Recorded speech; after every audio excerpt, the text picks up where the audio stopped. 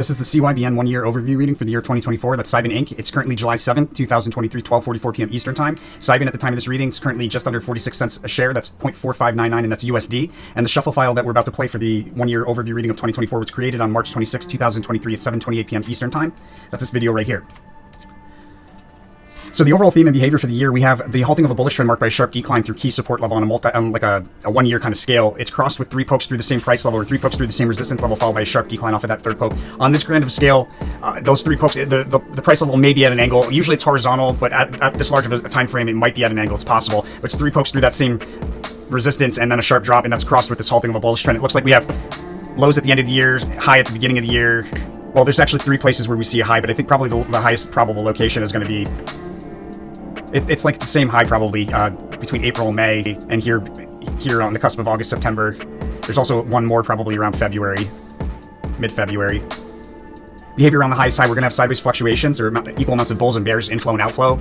Usually you see like you finish off around the same price level as you started for the energy time frame of the energy of the change card. So wherever we start kind of like with that energy around the high, we should probably see just like sideways flat kind of behavior, equal amounts of bulls and bears. It does sometimes mean we see the high more than once, and it looks like we see it three times in the midst of fluctuations. Behavior around the lowest low, we have pop and drop off of the low. Interesting. And I am seeing that actually looking at it. There's a pop and drop off of the low, so there's like a peak in between two troughs. What's interesting to point out, guys, is when we take a look at the 10-year, the 2024 card is the halting of a bullish trend. It's the same card, the Hangman card. It's the halting of a bullish trend marked by a sharp decline through key support. So this has got prominence. Okay, let's get into it. So in the way that you read this, guys, by the way, is each of these clusters of four cards represents a month out of the year: January, February, March, April, across July, August, September, onward. Right. So those represent a cluster of each cluster of four cards represents 1 month: the early part of the month, the late part of the month, the high information about the high of the month, information about the low of the month.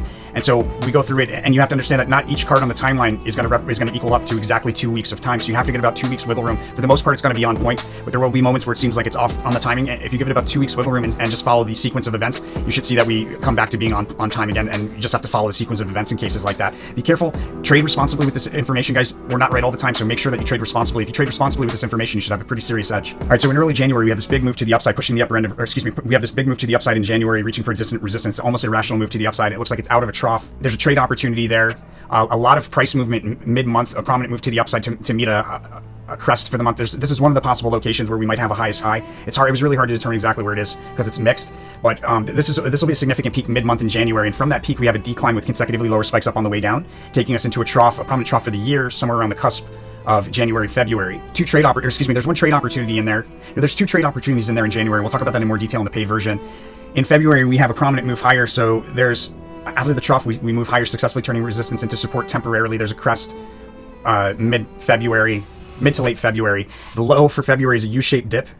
It's also going to be a prominent trough for the year. And then behavior out of the high, we have a notable decline that increases with momentum moving forward in time out of the high. And the high, it looks like we have a crest that we sell off from down to and through support. We do a U-shaped reversal below that support, come back and reuse it as support towards the end of the month. And we may even come back and re-see that crest like again or near it, where we move higher through the resistance again, stay above it briefly, and then we break back down through that same price level shortly thereafter in early March. I say that because these two cards are so similar in energies. It might just mean that they're combined, like it's on the cusp of the high. A significant trade opportunity in early March, a prominent trough for the year in close time proximity to the March high, and it looks like the March high is going to be early in March. It's mixed. March is mixed, especially around the low. We decline from resistance, meet support, reverse, go all the way back to that resistance, reverse, go all the way back to support, creating like a sideways S formation. Probably see the trough more than once in there. Like it's pretty mixed back and forth around the cusp of February and into March. And so off of that peak or crest around the cusp of February, March, which is probably our first poke through a key price level, we decline to and through support and continue to another support where we rotate sideways along that support out of the high. And then the decline in late March offers a significant trade opportunity we'll talk about in more detail in the paid version. There's quite a bit of trading going on here. For those of you interested in supporting the channel with the paid version of this reading, it's a really great way to support the channel. This is also how you go about getting any ticker or crypto that you're interested in covered by the channel. You go to our services, SO Meta Posts, and you scroll down to the 1 year report, click here to order, and then you specify what year you're interested in and then put the ticker or crypto. It's a one-time deal. It's not a subscription, but what you get is basically the information as far as what trades we see to be the best trades and what we look for exits and entries as far as those trades. If there's any trades relevant to like a multi-year kind of scale, we talk about those as well. Multi-month kind of trades and so on. And it's really a great way to support the channel. We're not right all the time. For the most part, it's pretty good information, pretty solid information that you wouldn't get anywhere else, but we're not right all the time. So it's important to remember that and trade responsibly with that information. For those of you that go ahead and purchase one of these 1 year reports, thank you very much for supporting the channel. And let's get back into it. In April, so that decline takes us to a prominent trough around the cusp of March, April. It's a decline through multiple support levels, and it takes us to a trough. The low for April is also kind of, there's mixed behavior around the low. We have a failed attempt to break through key resistance, and it'll be a resistance that we would expect to break through based on technicals, but instead we decline in through support into the month's low for April, which seems to be towards the later part of the month. Looks like we have a crest mid-month, so we probably decline through multiple supports into a trough around like the cusp of March, April. So a decline around the cusp through multiple support levels around the cusp of March and April, and then we have a rally into like mid-April where we have a rally into mid-April where we see a notable reversal. There's a trade opportunity there I'll talk about in more detail in the paid version. And there's an important price level there highlighted. We have our second correlation to the sorrow card here highlighted in yellow. So my sense is that around the cusp of April, May, we may see our second poke through whatever that main price level is that we have 3 pokes through, and then a sharp drop off of that third poke. That'd be roughly the second poke, and it looks like we have the halting of a bullish trend correlation here in early May, or excuse me, at the May high, which seems to be in early May after a breakup out through the upside. So we probably break through that price level at least temporarily in early May, creating a notable trade opportunity. There's a peak that'll be an oversold territory that we sell off from through multiple support levels. There's a significant decline to meet the trough for May. We might have a low, like another lowest low here. This is a very mixed chart, or you know what? It's probably a lowest low thus far. There's a big move to the downside, so there's an important range that's highlighted in late May, and there's a big move to the downside. I think we probably break through that range, and there's a significant trough or possible lowest low thus far around the cusp of May, June. A lot of price change, a lot of decline through multiple support levels to reach that trough there in early June or on the cusp of May, June. A decline through multiple support levels, and then a big move to the upside out of there as well. There's a lot of price change around the ace of discs, and we have a big move after establishing support, a big move to the upside to meet the July high, and it's a fast sudden move higher to meet that high. There's a trade opportunity in there as well. So then we decline in early July from a peak or crest to revisit a support level that we recently met before. So probably the same support level that's highlighted here as a lowest low thus far. We probably see it again around this Ace of Cups, which is also a significant kind of bottom card. The unicursal means that there's a real decline to meet this low. I think there's probably a lowest low there, a lowest low thus far there. Or it'll be like the same lowest low as the Ace of Discs. So we decline into that, and then there's a big move out of that. Even in the face of seemingly overwhelming headwinds, there's still a big move to the upside to a peak or crest, a prominent peak or crest that'll stand out on the cusp of July, August with some sideways rotation. I'm advised to be cautious around the peak, the early peak in July and the peak on the cusp of July, August. I'm advised to be cautious. It's very likely that we come back to those. It's very likely that we come back to those highs here around August, September. It's not like 100%, but there's a good chance that we do. I see the same price level as the abundance card here with the love card. So we move to the upside crest or peak there. Prominent move higher in early August with a full retracement of that move back down. Multiple failed attempts to break through key resistance around the August low.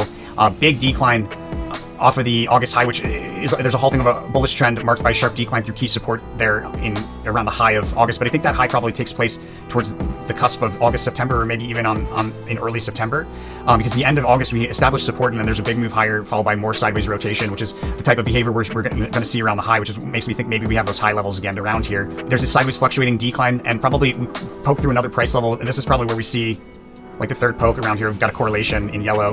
So we poke through that price level, and then there's a big decline off of that price level, like a sideways fluctuating decline off of the September high to meet a trough mid-September to late September to meet a lowest low, and we do sideways rotation along that lowest low with a fast sudden move higher out of that sideways rotation. And towards the end, out of that sideways rotation, there's a fast sudden move higher ending the sideways rotation, and it's out of its lowest low for the year towards the third or fourth week of September. And then we start declining in early October, but that ends with a fast sudden move higher probably mid-October, or maybe probably mid-October, fast sudden move higher marking the end of a decline. There's 3 crisscrosses back and forth through the same price level around the October low, and the third crosses to the upside, confirming a bullish trend. Behavior around the October high, we have bumping along resistance, maybe breaking through resistance, bumping along resistance again, and there's price swings as we exit October. We go from a big move higher to price swings with a decline into early November, where we may see a lowest low once more. Out of that low, there's a big move from the bottom of a range to the top of a range somewhere in like the second week of November, most likely. We rally to along a diagonal trend line, and then there's a fast sudden move higher marking the end of that rally. We push the upper end of a range higher here into the high that we see here in November. Behavior around the November lowest low for the year, we have a period of volatility and a fast sudden move higher out of that period of volatility, which is probably where we push the upper end of the range higher. And then somewhere around the cusp, or towards the end of November, we have the halting of a bullish trend and a decline into December. Out of the decline, there's a big move to the upside, an unexpected move to the upside, taking us to a peak or crest at the end of the month of December. And that rally also offers an opportunity. It's an unexpected move higher that takes us into the December high. And then the sneak preview for 2025, this is sideways rotation and an important trough. 2025 is going to turn into pretty bullish behavior. 2025, 2026 along a diagonal trend line breaking through horizontal resistance. So we want to be positioning ourselves for that. I'd say probably good places to position. It's really mixed, so it's difficult, but probably towards the end, matter of fact, probably towards the end of September, the low of July, and then I'm not necessarily saying so on the November one because this one might be lower, actually. Hard to say. In any case, we have a rally along the diagonal trend line, so we're going to get into the best trades that we see for the year of 2024, and we'll also talk about any relevant trades as far as a multi-day kind of trade, or a multi-year kind of trade that we see for Cybin. With that said, guys, make sure to follow that rule of karma. You do so here on the resources tab of our website, Tarot for Traders. We ask that you donate 5% of the profits that you make from the information on this channel forward to one of these charities, and 5% of the profits back to the channel here at one of these links. Thank you very much, my angel investors. Make sure to spend that money, that 90% left over, out of love. As long as you follow those rules, the universe is going to send it back to you tenfold through this channel, my friends. I'll see you guys on the next one.